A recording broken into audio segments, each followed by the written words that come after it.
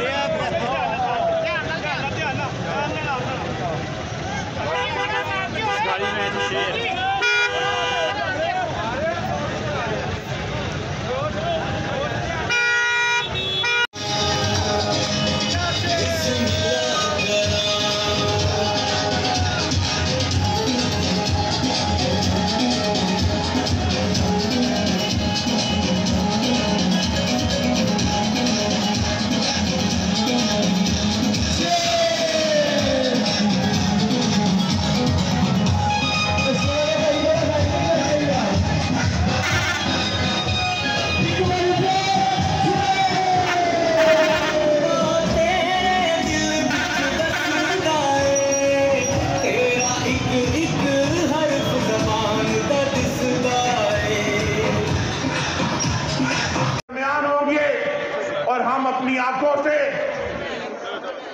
एक खुशहाल पाकिस्तान का आगाज देखेंगे। हम अपनी आंखों से एक रोजगार वाले पाकिस्तान का आगाज देखेंगे।